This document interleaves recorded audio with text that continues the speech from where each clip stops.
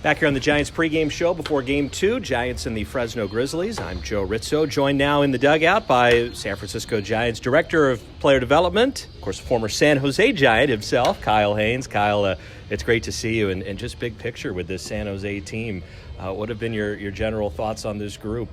Very young at the beginning of the year and have themselves a nice regular season to get themselves into the playoffs. Yeah, no, thanks for having me on, and yeah, I think early in the year I was pretty nervous personally about the lineup and how the youth and inexperience and really they've done a fantastic job from start to the end about their development and growth, and I think it's really been reflective of the quality of play they've shown at times, spotty throughout maybe the early or mid-season, and now, lately played much more consistent baseball and become a much more dangerous lineup to go with what was originally a lot of older college starting pitchers, but also now we've seen other guys in that, piggyback roles or bullpen who've actually stepped up as we've promoted other players and kind of, took the team on their shoulders as opposed to being the piggyback starter or maybe not a closer and becoming big parts of the pitching staff as well.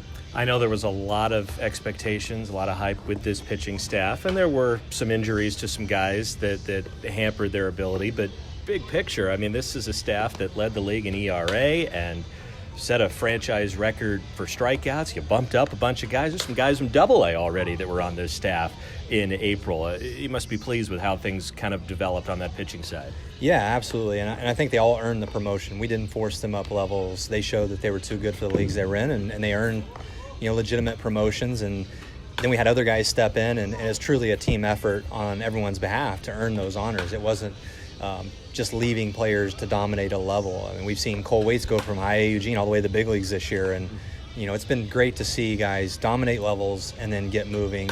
And it's not false. They clearly developed at the level they're at and deserving of another chance, and then other guys stepping in their place. But yeah, coming in, the pitching was the story of the team, and they didn't disappoint.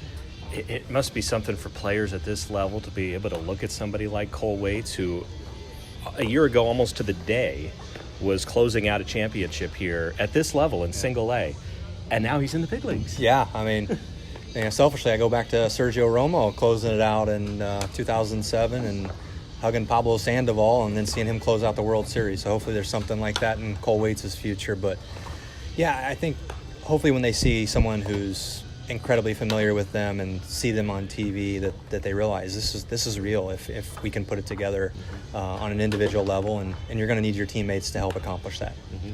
Here with Kyle Haines, Giants farm director. A couple of questions here about some individuals. Iverson Arteaga, 19-year-old shortstop. I'm sure you never know what you're going to get. You throw a teenager into an everyday role in a premium position, and all he did was lead the league in hits and doubles. Where do you feel he's at right now in his development? Yeah, I mean, he's young for the level. He's athletic. He's a true shortstop. Fun to watch a shortstop. He led the league in hits and doubles.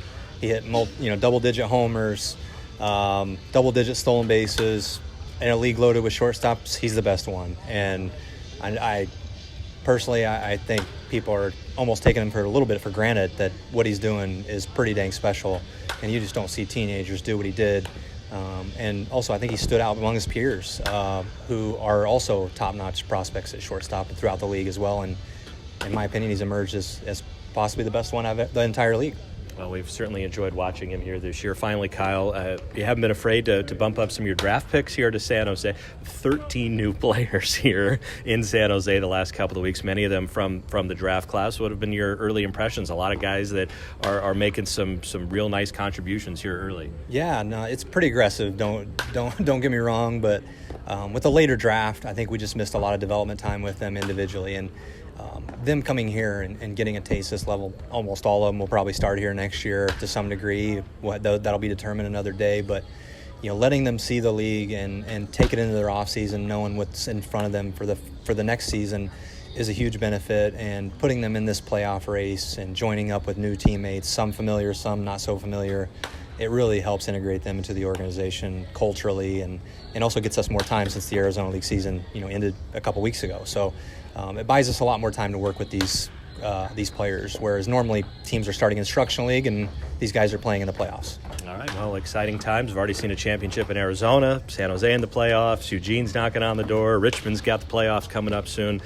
Good stuff right now. Kyle, appreciate the time and all the best to you going forward. Thanks, Joe. Appreciate it. All right, that's Kyle Haines, Giants Director of Player Development. Our countdown to first pitch here in Fresno continues right after this.